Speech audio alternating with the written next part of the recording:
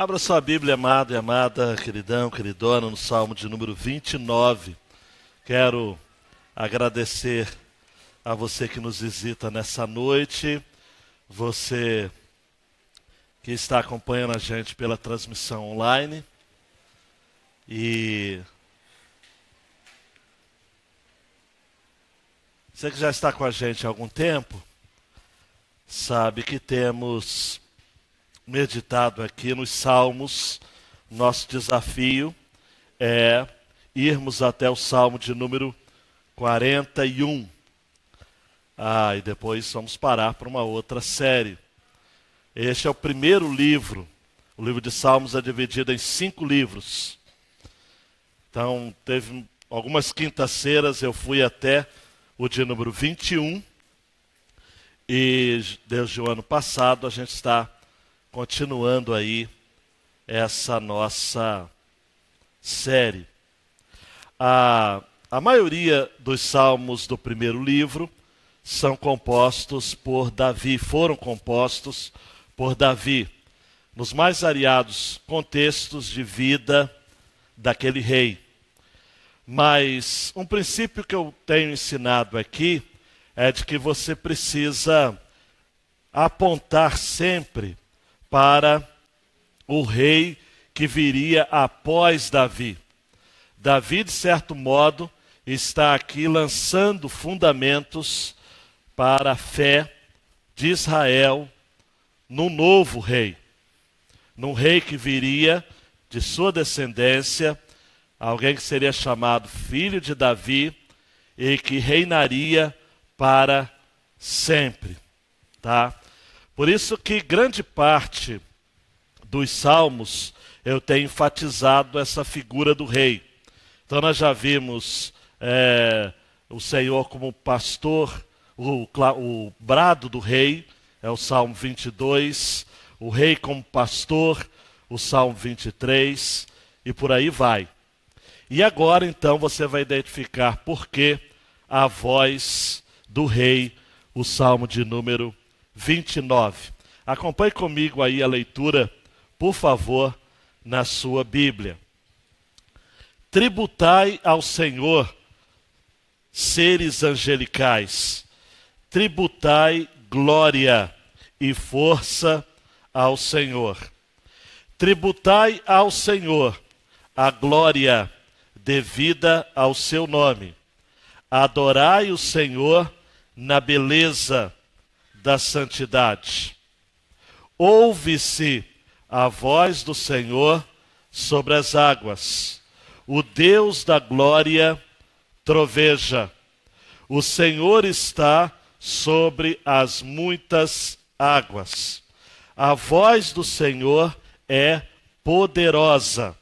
A voz do Senhor é cheia de majestade. A voz do Senhor quebra os cedros. Sim, o Senhor despedaça os cedros do Líbano.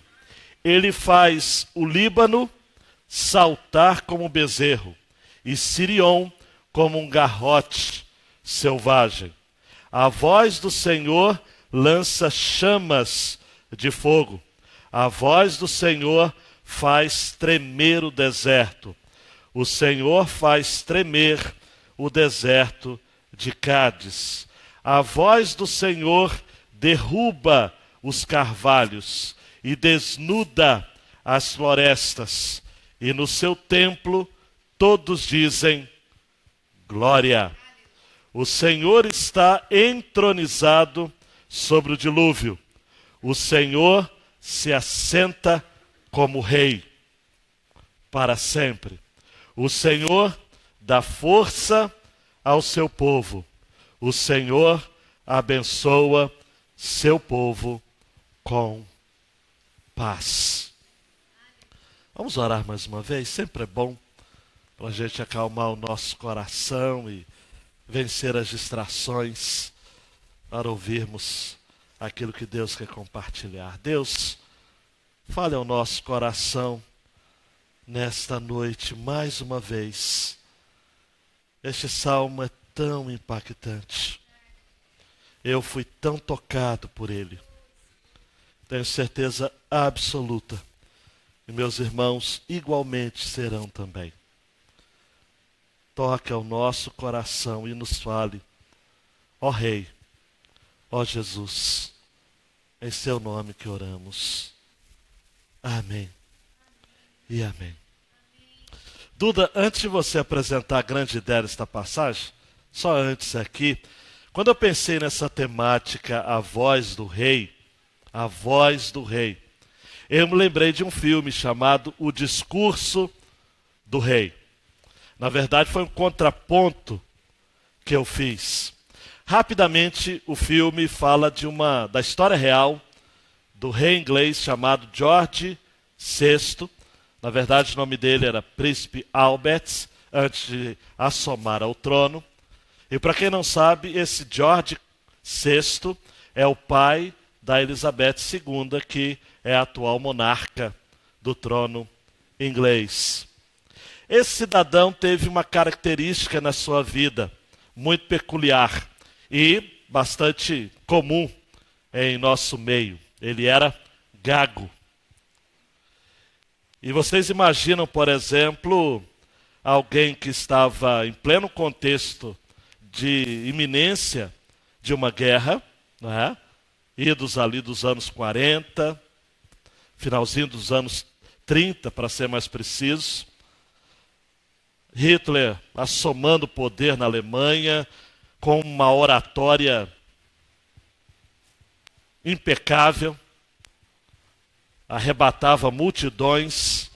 É conhecida, por exemplo, a história, e quem viu o filme se recorda disso, em que Albert está sentado no palácio de Buckingham com a sua esposa e as filhas também, Elizabeth e Margaret.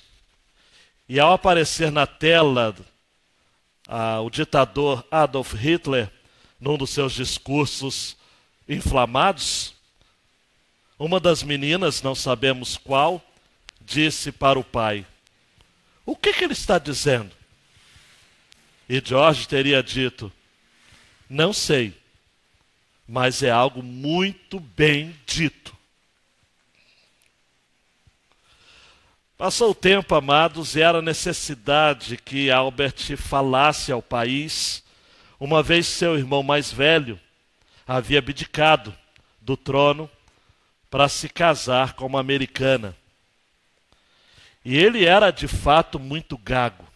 A sua oratória era truncada. Ele tinha dificuldade de falar, sobretudo, palavras com a letra K. A palavra king, por exemplo, rei, ele gaguejava e parava. O filme conta que ele precisou da ajuda de um ator fracassado. Vai ter que trocar a bateria, né? Rapidinho. Senão o discurso do rei vai...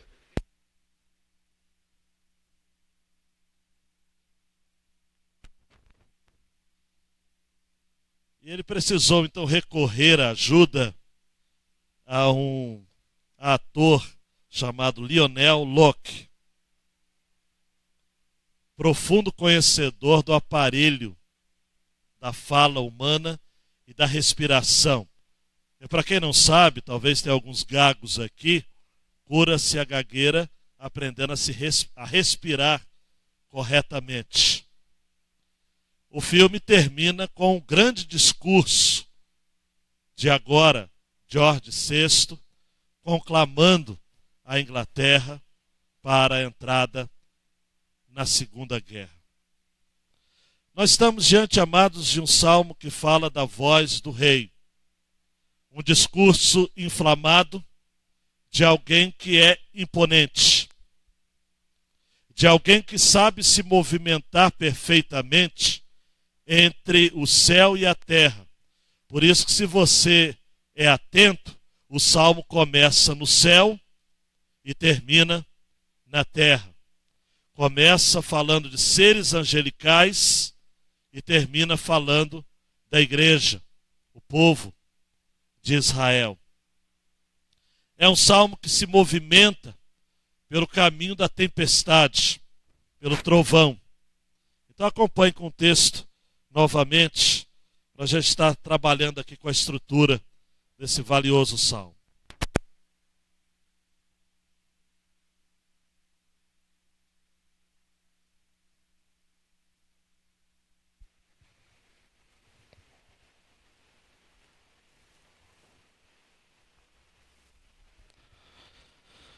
Muito bem, agora vai melhorar, só fazer os ajustes aí, a gente vai chegar à voz. Agora sim, Duda, a grande ideia desse texto é de que nós somos exortados como povo de Deus a louvarmos o Rei Jesus pelo seu domínio em toda a criação, e especialmente sobre as nossas vidas. É um salmo atribuído a Davi, possivelmente numa daquelas noites de tempestade, em que Davi olhava para a criação e percebia de que por detrás do assombro da natureza criada havia a voz do Criador. Um Criador que era rei.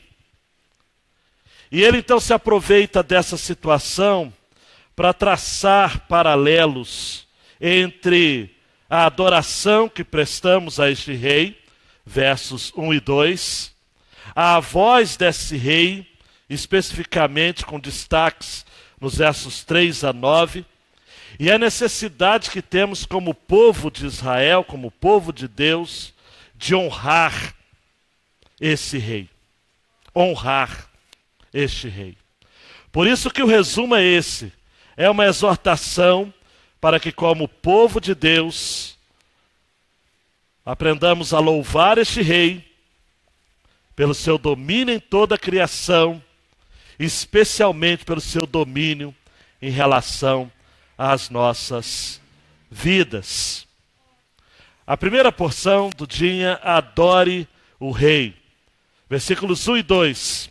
O verbo-chave aqui, que vai aparecer 3 vezes, é o verbo tributar. Tributai ao Senhor, seres angelicais. Tributai, glória e força ao Senhor. Tributai ao Senhor a glória devida ao seu nome. Adorai o Senhor na beleza da santidade. O verbo tributar aqui é o mesmo verbo atribuir. Por isso que a Nova Versão Internacional traduziu como atribua ao Senhor. Atribua famílias dos povos ou famílias da terra, glória, força, glória de seu nome. Tragam presentes, como diz o texto de 1 Coríntios 16, 28 e 29.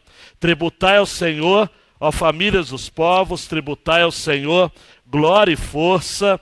Tributai ao Senhor a glória de seu nome, trazei presentes, vinde perante ele, adorai ao Senhor na beleza da sua santidade.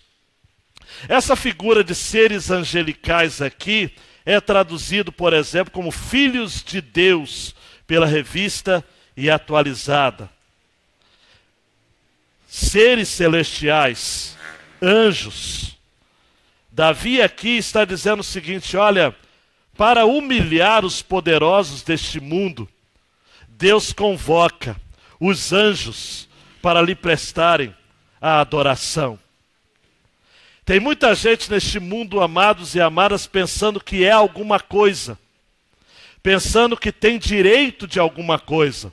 Gente que, para usar a linguagem de João Calvino, está intoxicado de soberba. Uma expressão bem peculiar a esse reformador, né? Gente intoxicado de soberba. E estes, amados, o salmista vai dizer, olha, seres angelicais estão atribuindo glória e força ao Senhor. Por isso que toda a terra é convocada, amados e amadas, para humildemente prestar adoração ao Senhor. E prestar adoração, usando essa expressão, na beleza da santidade. Beleza da santidade, amados e amadas, é uma daquelas expressões que muita gente repete nas orações, mas que não tem a mínima ideia do que significa. Né? Quantas vezes você já orou, ou já ouviu alguém orando assim: Senhor, nós nos aproximamos de Ti, oramos na beleza da Tua santidade. Mas o que isso significa? Beleza da santidade. Pastor da Igreja Presbiteriana de Pinheiros, em São Paulo, pastor Arival Dias, ele vai dizer de que a beleza da santidade é permanente, mas a formosura humana é vã e passageira. E como Deus não se deixa levar pela beleza exterior, mas se agrada da beleza de um coração santo e puro, beleza da santidade é algo imperceptível para o homem natural. E é a única beleza que é imperecível e eterna. É a beleza da santidade do próprio Deus. Amados, nós precisamos tributar, atribuir, dar toda a glória, toda a honra ao nosso Deus. Uma sociedade nunca vai prevalecer e se estabelecer enquanto tiver um conceito baixo da pessoa de Deus. Tudo que a gente percebe na nossa sociedade contemporânea de queda é por conta disso. Falta um conceito elevado de Deus. Porque olha para mim, amados, se as pessoas têm um conceito baixo de Deus, vão respeitar direitos humanos? Se uma sociedade tem um conceito baixo de Deus, vai respeitar os menos favorecidos? Vai atendê-los? Vai ser justa? Vão ter governantes sérios? Decentes? Apertando um pouco o cinto. Uma igreja que tem um conceito reduzido da glória de Deus, vai poder ser testemunha no mundo? Vão ter os seus crentes como labaredas de fogo, para usar uma expressão do Novo Testamento? Vai proclamar o Evangelho a ponto de ressuscitar nos nossos dias aquilo que foi dito no livro de Atos: eis os que têm alvoroçado o mundo, chegaram também até nós? A decadência, amados, do nosso povo, da nossa gente, é porque Deus não tem sido levado a sério. As pessoas desconsideram a Deus. Então, quando o salmista diz: olha, tributai ao Senhor a glória devida ao seu nome. Que nome?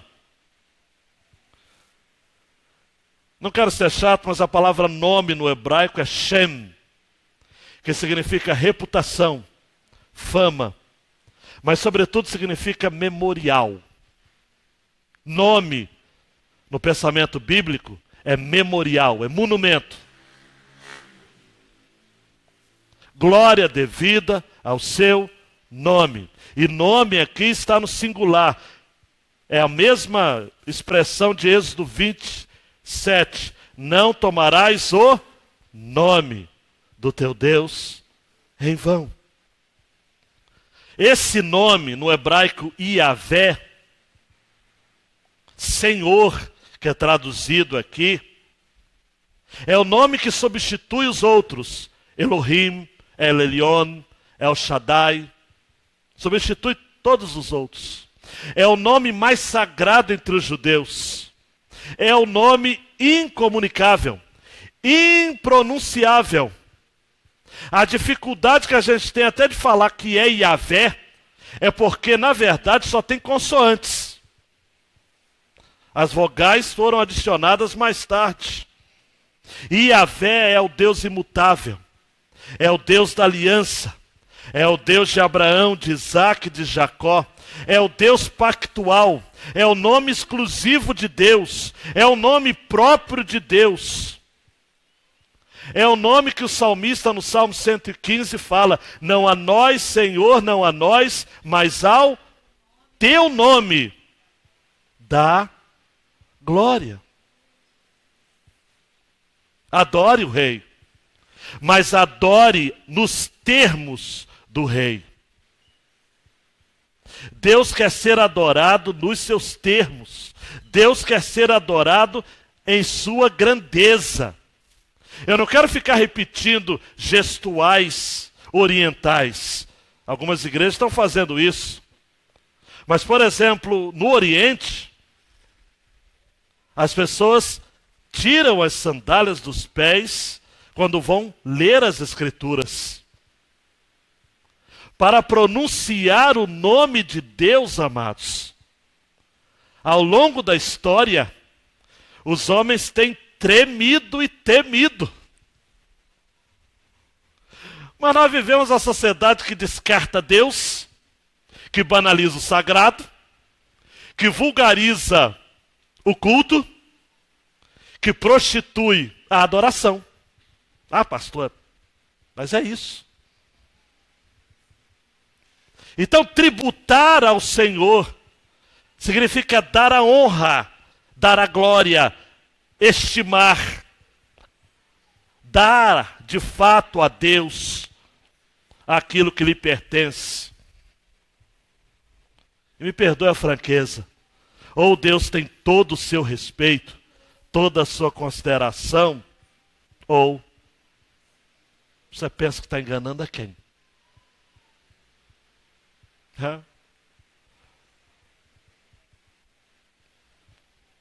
Não teme a Deus.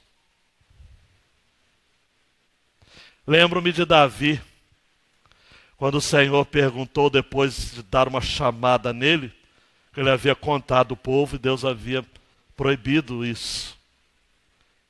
E aí Deus manda um profeta dizer para Davi: Davi, você quer cair nas mãos dos homens ou de Deus? Ele disse: ah, Senhor, eu quero cair nas tuas mãos.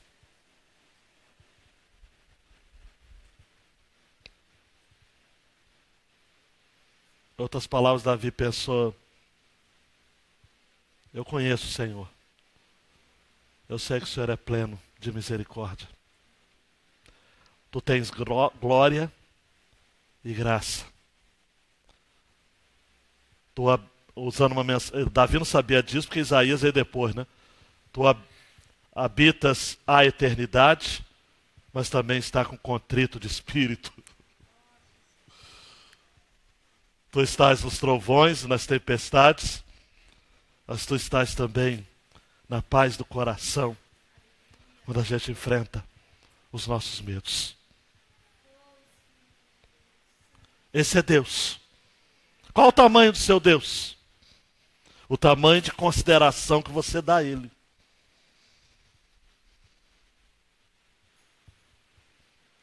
Tributai ao Senhor. Atribua ao Senhor glória, força. E os anjos, os seres angelicais, estão com a gente nisso. A segunda porção, ela é poesia pura. Davi aprende aqui com Moisés, Salmo de Moisés, o Cântico de Moisés, Êxodo 15. Ele aprende com Ana, 2 Samuel, 1 Samuel 2. E com outros. Aprende com Débora também, no Cântico em Juízes 5. A ideia é a mesma. Bebe da mesma fonte de Abacuque, no capítulo 3. A poesia aqui remonta a usar elementos da natureza.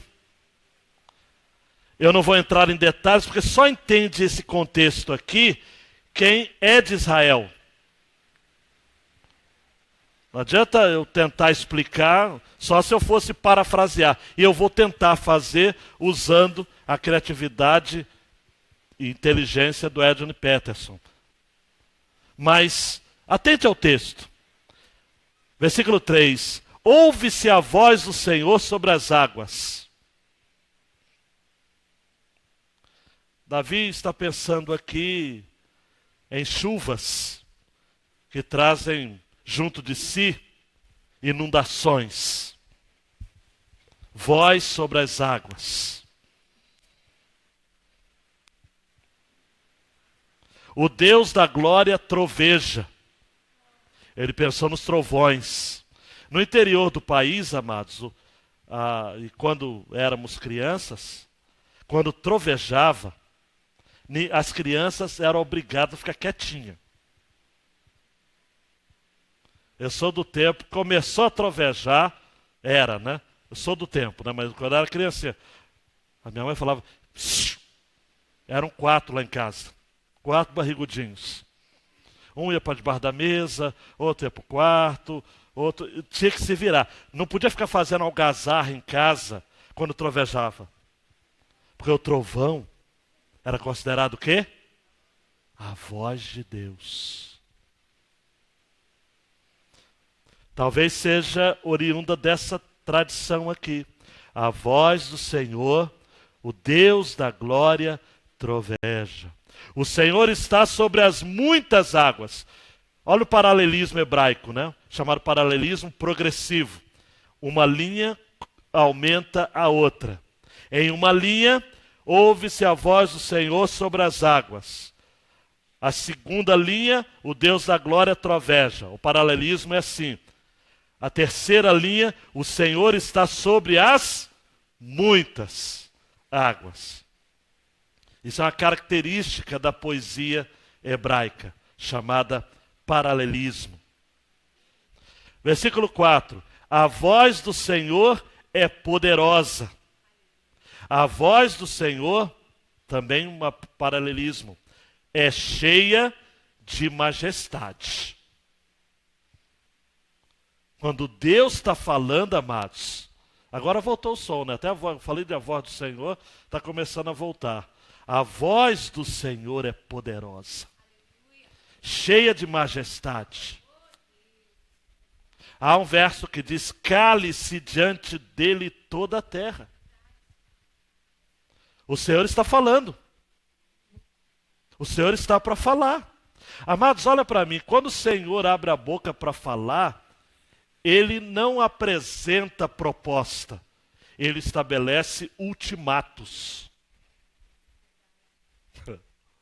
Quando Deus abre a boca para falar, Ele não dá sugestões, encaminhamentos, propostas. Isso sou eu e você. Deus só dá ordens.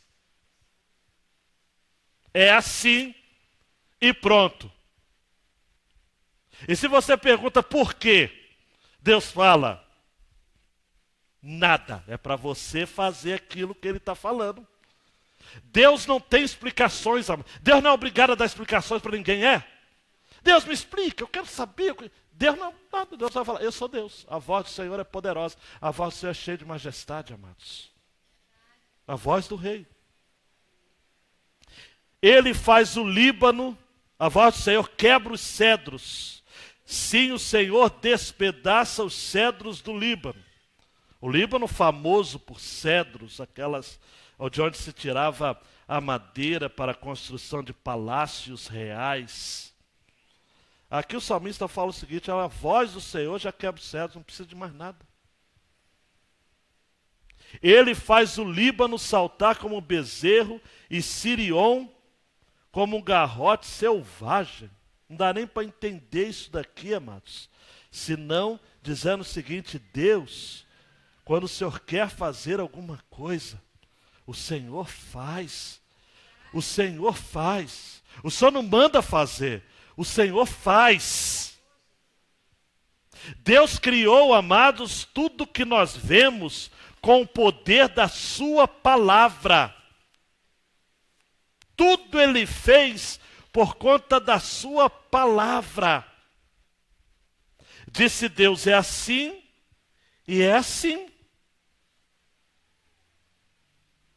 Jó vai dizer no capítulo 37, 4 e 5. Depois disso, ruge uma voz, ele troveja com a sua voz majestosa, ele não os detém quando a sua voz é ouvida, com a sua voz troveja Deus maravilhosamente, faz grandes coisas que nós não podemos compreender. E Jó sabia disso, né? Amados,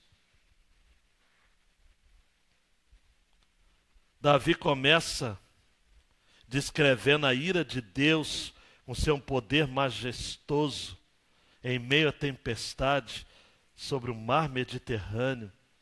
Depois ele vai para as montanhas do norte da Palestina. Daqui a pouco ele chega no deserto, no sul. Ele fala sobre as árvores, as montanhas, os desertos, os animais. Versículo 7, amados. A voz do Senhor lança chamas de fogo. 8, a voz do Senhor faz tremer o deserto. O Senhor faz tremer o deserto de Cádiz. Versículo 9, a voz do Senhor derruba carvalhos. E aí há uma discussão no hebraico, porque há uma tradução que pode ser viável também, que diz: a voz do Senhor faz as corças darem a luz. Algumas versões mais antigas diz isso.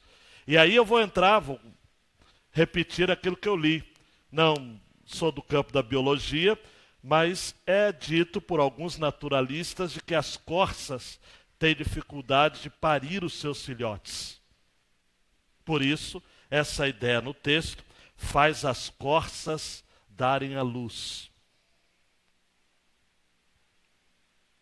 Mas a minha versão e as mais consultadas por mim diz: a voz do Senhor derruba os carvalhos, desnuda as florestas. Olha para mim, amados. Esses elementos todos aqui da natureza lhes parecem familiares?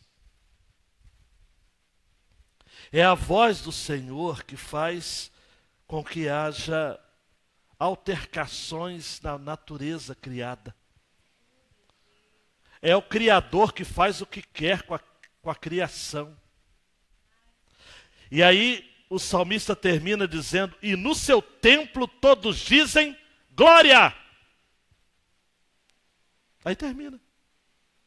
No seu santuário todos dizem glória.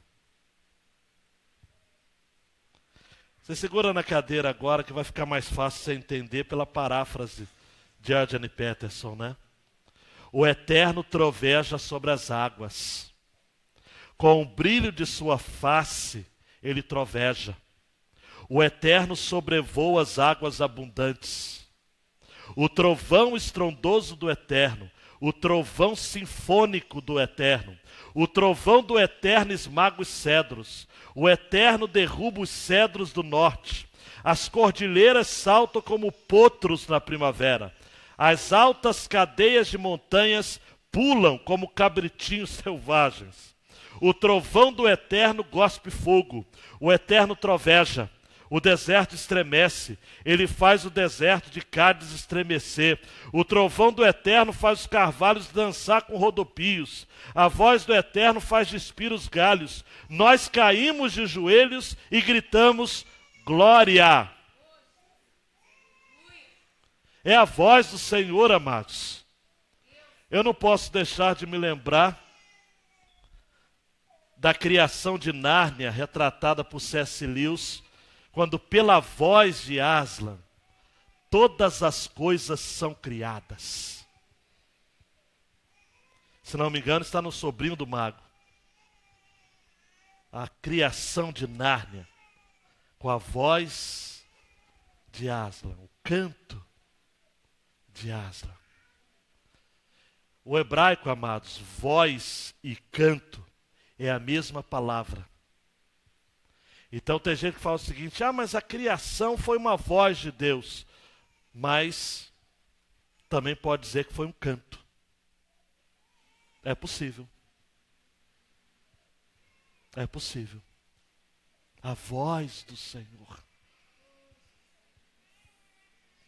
A voz do Senhor, Tim Keller vai dizer, pode derrubar até nossas maiores defesas. pode neutralizar os nossos desesperos, amados. Pode libertar-nos da culpa, levarmos-nos até Ele. Quantas vezes nós estamos em nossa frustração, em nossa crise, eu não sei quanta experiência você tem disso. Você ouve a voz do Senhor. É despertada uma canção. Deus lhe traz uma canção. Eu tenho falado muito nessa questão de cântico novo. Por isso que Deus só vai trazer à sua memória cânticos de esperança se você for alguém que ouve músicas que adoram a Deus, que exaltam o nome de Deus. Quem só ouve música secular, como é que Deus vai falar? Ah, pastor, Deus pode falar. Deus pode, porque Ele faz aquilo que Ele quer. Mas eu entendo, amados, de que a voz do Senhor é íntima de quem é amigo de Deus. Eu quero ser amigo de Deus. Você precisa ser amigo de Deus. Para a voz de Deus trovejar, trazendo não apenas caos, mas trazendo cosmos ao caos, ordem ao caos. A voz do Senhor. O Salmo 68, 33 vai dizer: aquele que vai montado sobre os céus dos céus, que existiam desde a antiguidade, eis que envia a sua voz, dá um brado veemente. Deus chega na sua dor e fala: para! Me perdoe a ilustração minha rasteira, que me lembrou agora, viveamente. Eu estava visitando o irmão Israel, a irmã Ivani, um dos cachorros que é do quintal lá do Bracuí, e aí uma amiga levou um cachorro que disse o seguinte: vai ficar aqui só 2 dias, depois eu volto para pegar. O quê, meu amigo? O cachorro está lá, levou uma pancada do dono da casa, que é o cachorro que está na casa. Aí o irmão Israel ainda muito debilitado, mas ainda firme, né? Quem conhece o irmão Israel continua durão. Ele falou o seguinte: pastor, só parou a briga quando eu falei, as 2 são pretas. Eu não sei quem entendeu que tinha que parar. Mas ele, o Israel, quem conhece, sabe que ele... Quando eu falei preta, acabou a briga. Mas acho que o Israel deixou, porque a cachorra ficou muito machucada mesmo, né? A voz do dono. Quando Deus fala: Alex, para. Tomou até um susto agora. É bom parar. Diante da voz do Senhor, amados. Meu Deus do céu, brado veemente. Sabe o que eu me lembro também? Jesus está com os discípulos, Mateus 8, 27, e rola uma tempestade. E uma tempestade tão atroz, que mesmo pescadores experientes, quando fala o texto, aqueles homens temeram. Amados, pescador vai ter medo de tempestade? Só se for uma tempestade inédita. E foi. A ponto deles terem medo. E acordar a Jesus. Não se de dar que pereçamos. Jesus acorda, dá uma ordem. Vento! Preta! Vento! Para! O vento acabou, parou. Quem conhece o texto? O que aqueles homens disseram? Estão comigo? Que homem é esse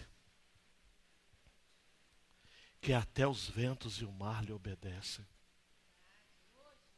Olha para mim, amados. Você está vivendo uma crise. Não é que eu não estou valorizando a sua crise. Mas quando Deus quiser que você saia dela, só vai falar: para! Parou. Então vá passando pela prova.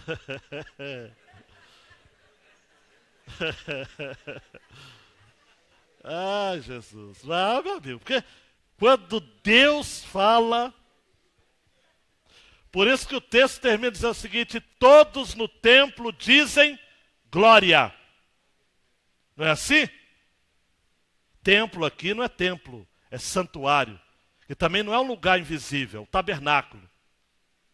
Spurgeon disse o seguinte: nenhuma língua pode ser muda no templo de Deus, quando a sua glória é o tema. O original parece ter a força de todo mundo clama glória, como se todas as coisas fossem movidas pelo senso da majestade de Deus e gritar em êxtase: glória! Glória!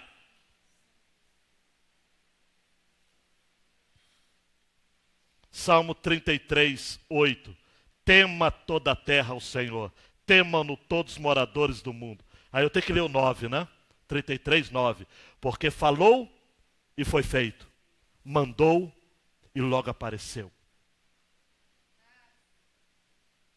Ouça o rei. Ouça o rei. E por fim, amados, Dudinha, honra o rei. 10 e 11. O Senhor está entronizado sobre o dilúvio. Aí tem duas possibilidades de interpretação. Eu vou dar as duas e vou dizer qual é a certa, que é a minha. Não, vou dizer qual eu sigo. Duas possibilidades é o seguinte: ou Davi pensou aqui no dilúvio de Gênesis, que é a que eu sigo. Ou ele pensou o seguinte: no dilúvio que foi provocado por tanta tempestade que ele escreveu no Salmo, neste mesmo Salmo, na porção anterior. O Deus que atravessa, que faz, que acontece, que derruba cedro do Líbano, que muda o céu, que faz corça da luz, que derruba carvalho e tudo. Então o Senhor está entronizado sobre essa confusão toda, esse dilúvio todo. É uma possibilidade. Mas eu entendo que o salmista aqui lembrou de Gênesis 6 a 9. Sobretudo 6:17. Quando Deus diz: eis que eu trago um dilúvio de águas sobre a terra. Olha para mim, quem trouxe dilúvio? Hã? Só acabou o dilúvio quando Deus quis. Só uma curiosidade aqui. Talvez você diga que não tem nada a ver, mas tem. O dilúvio foi 40 dias, choveu 40 dias. Mas ao todo na arca, Noé ficou 1 ano e meio. Ele só saiu da arca quando Deus falou, é para sair. A arca foi fechada do lado de fora. Não adiantava nem Noé falar assim: meu Deus, espera aí, help Deus, eu tô... Não, vai sair quando eu quero. A chuva pode... Aí eu tenho que aplicar na sua vida.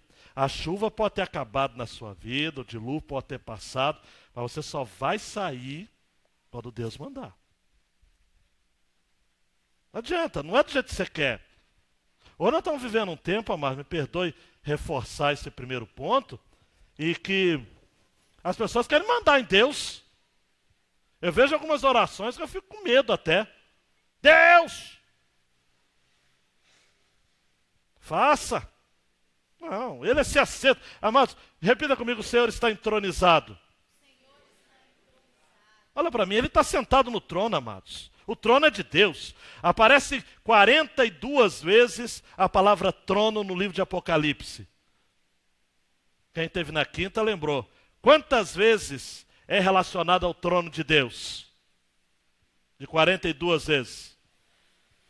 Já esqueceu, né? 40. Só 2 relacionadas ao trono de Satanás.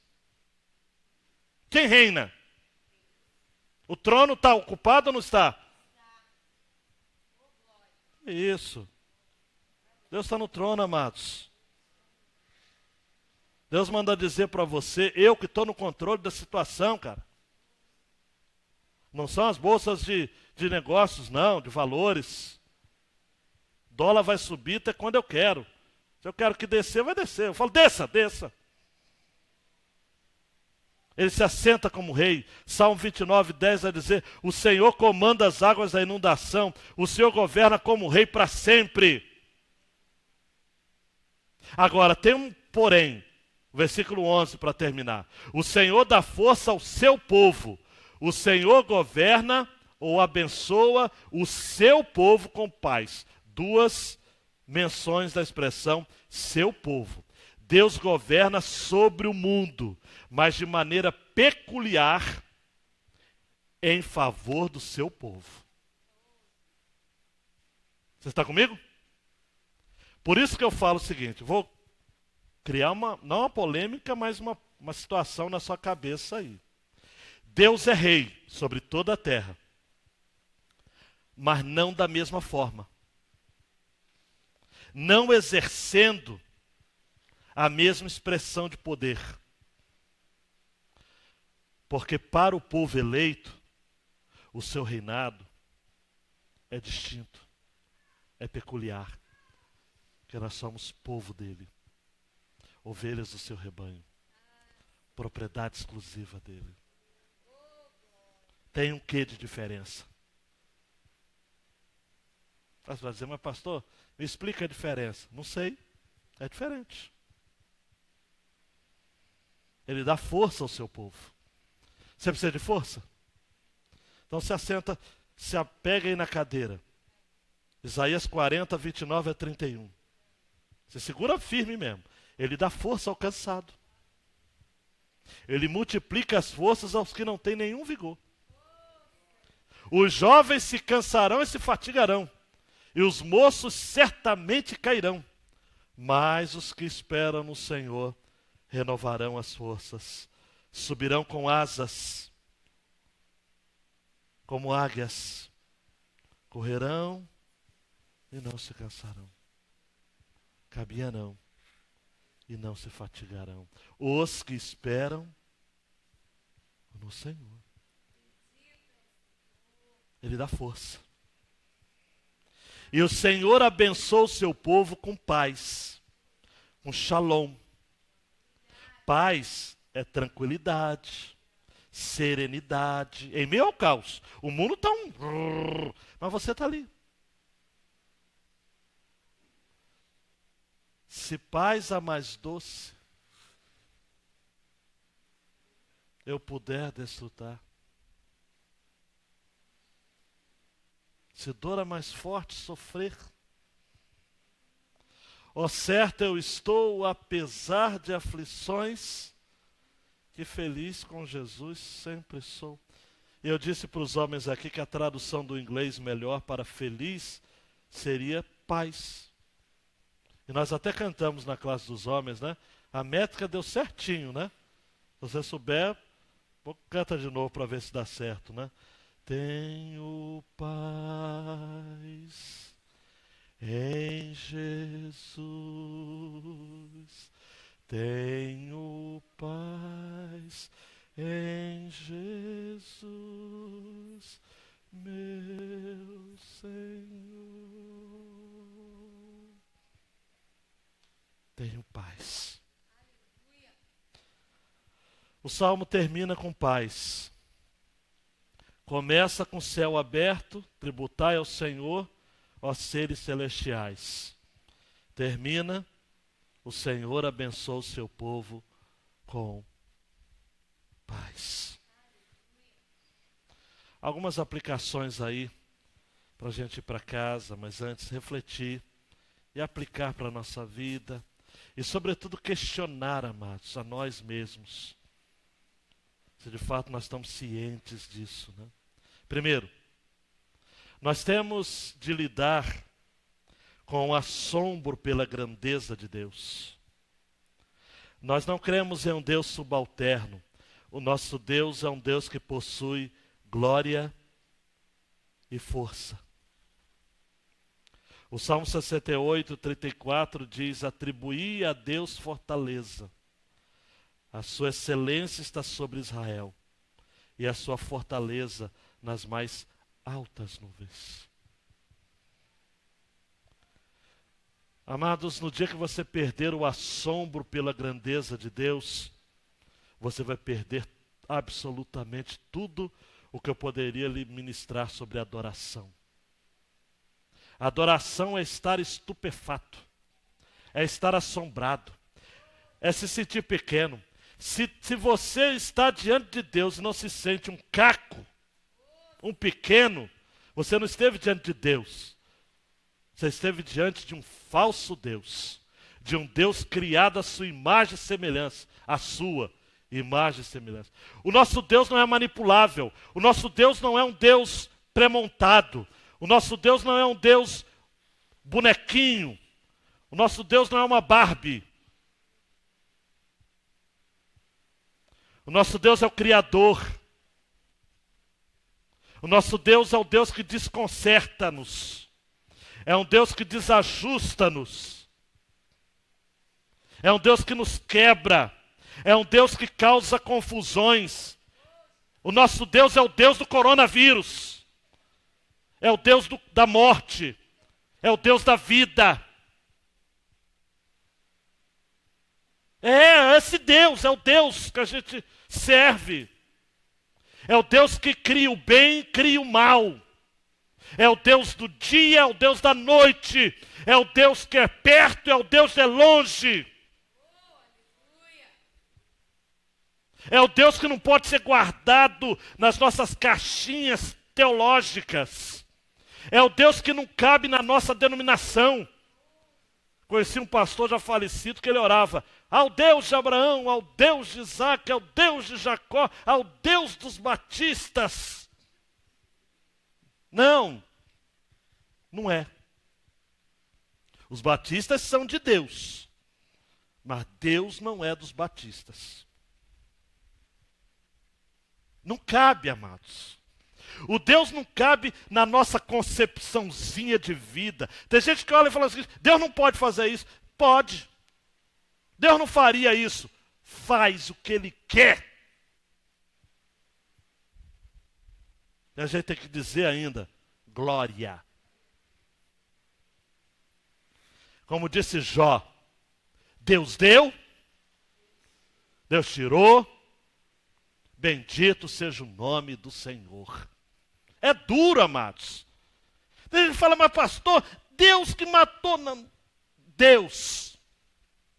Eu me lembro que quando aconteceu lá na Oceania, aquela questão do tsunami, pastores amados se levantaram, dentre eles um cidadão chamado Ricardo Gondim, querendo colocar na conta de Deus, mas dizendo o seguinte, olha, Deus não pode fazer, ele até queria, mas não pôde. Aí houve uma polêmica dele com Eros Pasquini e tantos outros teólogos sérios que falaram o seguinte, quem disse que Deus não pode? Quem disse? Há um profeta que vai dizer, quem que fez conselheiro? Deus não tem conselheiro, amados. A sua oração não é para dar conselho para Deus. Tem gente que ora com Deus, se eu fosse você, eu faria isso. Para. Deus, o Senhor podia dar um jeito nessa situação.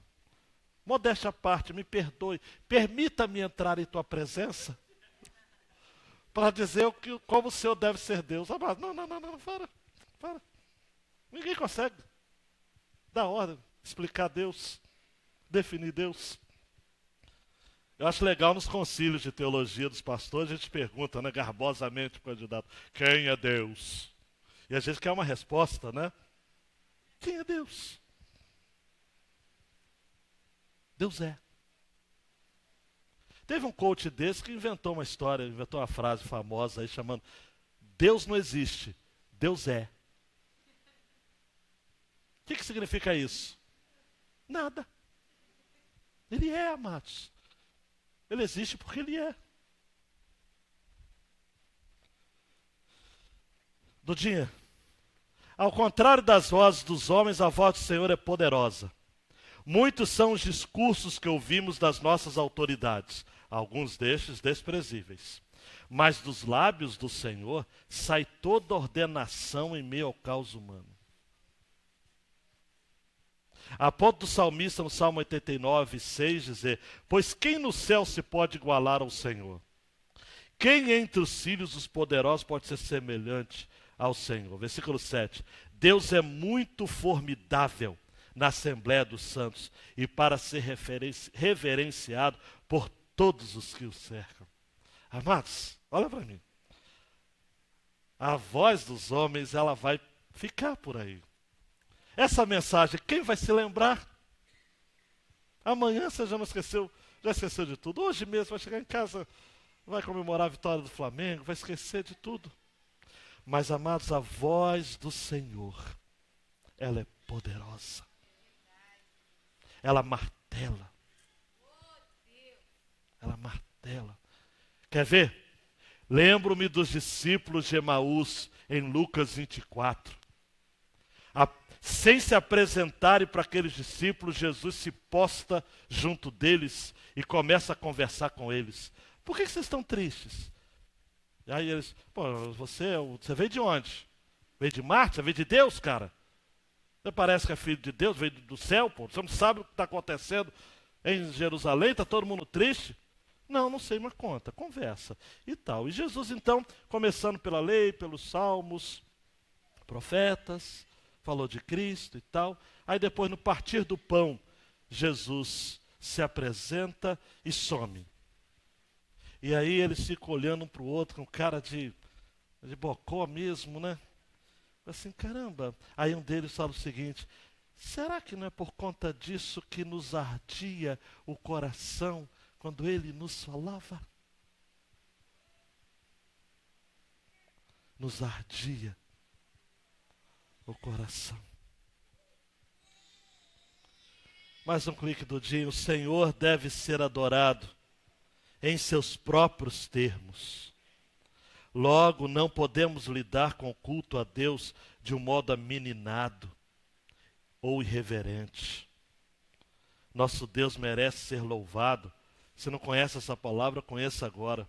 Com grandiloquência. Amados, eu não sou contra culto contemporâneo, culto, sei lá, minimista, culto.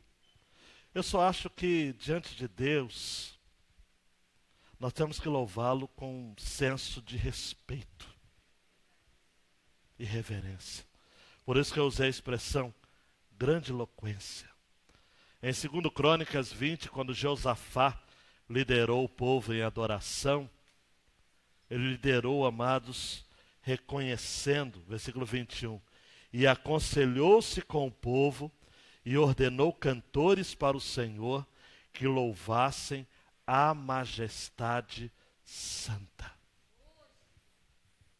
Falaram, olha, vamos louvar a majestade santa.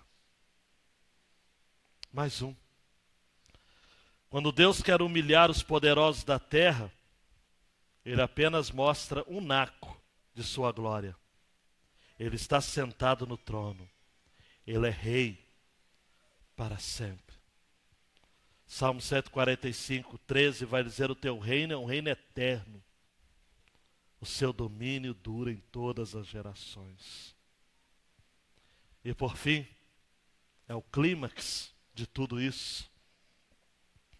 Jesus é o Rei vitorioso. O seu reinado não terá fim. Ele colocará todos os seus inimigos debaixo dos seus pés. E o seu reino será de paz. Esse é Jesus. Jesus tem o governo sobre os seus ombros eternamente. Satanás não é um rei. Jesus é rei. O texto mais conhecido do Natal é: porque o menino nos nasceu, um filho se nos deu, e o principado está sobre os seus ombros, e se chamará o seu nome Maravilhoso Conselheiro, Deus Forte, Pai da Eternidade e Príncipe da Paz. E no final dos tempos, amados, e Apocalipse registra isso no capítulo 5, 13 e 14, ouvi toda criatura que está no céu e na terra e debaixo da terra, e que está no mar e a todas as coisas que neles há, dizer: ao que está sentado sobre o trono e ao Cordeiro sejam dadas ações de graças e honra e glória e poder para sempre. Quero terminar com uma pergunta apenas. Jesus é rei. Na natureza, claro. Na humanidade como um todo, claro. Você não precisa tomar decisão a respeito disso. Mas você se submete ao reinado de Jesus sobre sua vida? Você, quando analisa a sua história de vida, os seus caminhos e descaminhos, você consegue identificar de maneira clara que toda hora que você quebrou a cara foi porque de alguma forma você não reputou, atribuiu, tributou a Deus, através de Jesus, o reinado, o controle absoluto sobre a sua vida? Você consegue compreender isso de maneira clara na sua história? C.S. Lewis conseguiu ver isso. C.S. Lewis vence o ateísmo em 1929. E aí ele olha para trás e ele vai dizer naquele livraço chamado Peso da Glória: os livros ou a música onde pensamos estar colocada a beleza nos trairão se confiarmos neles. Ela não está neles, apenas vem através deles. E o que veio através deles foi anseio. C.S. Lewis diz mais: essas coisas, a beleza, a memória do nosso próprio passado, são boas imagens do que realmente desejamos. Mas se são confundidas com a coisa em si, tornam-se ídolos idiotas, partindo o coração de seus adoradores. E aí, para mim, é a parte mais bela. C.S. Lewis diz que quando a gente busca mais as coisas que Deus criou do que o próprio Deus que criou todas as coisas, nós nos tornamos idiotas adoradores, ou servos de ídolos idiotas. Por quê? Abre aspas. Elas não são a coisa em si. São apenas o perfume de uma flor que ainda não encontramos. O eco da música que não ouvimos. E aí eu tremo quando ele fala isso. Notícias de um país que nunca visitamos. Tem gente que fala assim: por que, pastor? Que eu sinto um vazio terrível na minha vida, mesmo eu tendo tudo do bom e do melhor. Mesmo sendo crente, conhecendo a palavra, mas é porque, amados, a voz do Senhor ainda não mexeu com seus ídolos idiotas. Ídolos são falsificações, são pequenos deuses que você tem na sua vida, deuses de aprovação, deuses que você exige de controle, deuses de aparência, deuses de performance. É o orgulho que faz você ter na vida expressões incompletas. A sua alma está sempre inquieta. Você é uma metamorfose ambulante. Usando as expressões do profeta do escárnio. Porque você nunca está satisfeito com nada. Nunca. Aí você tem saudade de algo que você não sabe o que é. Você sente falta de algo que você nunca teve. É aí que, só para reforçar a fala de C.S. Lewis, que é brilhante, é o perfume de uma flor que você não encontrou, é uma música que você nunca ouviu, e são notícias de um país que você nunca visitou. Por quê, meu adolescente? Falta algo. E aí você fica desesperado, vai buscar nas drogas. Deixa eu ver se está nas drogas. Pô, não está. Porque depois baixa uma deprê terrível. Dá aquela euforia, eu fico pensando até que eu sou o Homem-Aranha, mas depois eu fico me sentindo uma aranhazinha bem sem vergonha. Você busca no sexo. Aí dá uma mulher, não é aquela. Um homem não é aquele, é outro, é outro, é outro. Aí você fica no terceiro, quarto casamento e nunca vai se satisfazer. Aí você tenta também na profissão. Não, eu vou ser excelente, eu vou buscar, vou ser o melhor profissional do mundo. Aí você faz o curso. Tem gente que faz curso, mas não sabe nem para que está fazendo. Eu estou fazendo uma pós. No quê? É uma pós na pós. E após. Mas você vai servir para quê? Não sei, eu só quero estudar, eu quero conhecimento, eu quero saber. Saber para quê? Não sei. Nunca vai satisfazer. Aí a pessoa compra casa, vende casa, compra carro, muda. Vende carro, a pessoa. Por quê? Porque a pessoa precisa entronizar Jesus no coração e declarar que Ele é Rei. Amado, olha para mim, eu estou terminando, não fica incomodado não que eu estou terminando. Mas eu só preciso dizer o seguinte, você nunca vai ser feliz com homem nenhum, se você não for feliz com Jesus. Mulher nenhuma, carro nenhum, cargo nenhum, nada, sua vida, nada vai dar certo. Nada. Se você não tiver Jesus. Se a voz dele não for a única voz que você segue. Repita, deixa eu repetir. A única voz que você segue. Porque tem gente hoje que segue guru.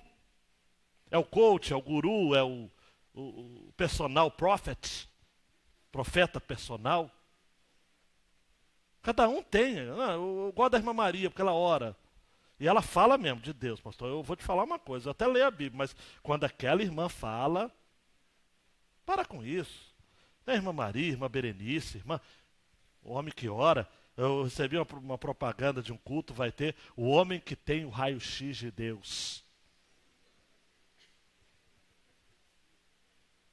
Para com esses movimentos besta. Isso é coisa de criança. Tem gente que está me perguntando sobre esses eventos, como o Tessend, né, ali no Morumbi. O que o senhor acha? Eu acho que é um evento. Ah, mas o senhor vai encontrar... Não, avivamento. Se você não tem avivamento do quarto, o avivamento do Morumbi não vai mudar a sua vida. Ah, pastor, mas olha... Eu ouvi coisa potente. Você tem que ouvir a voz de Deus. Enquanto você ficar confiado ou confiante em voz de homens, você nunca vai ser uma potência nas mãos de Deus.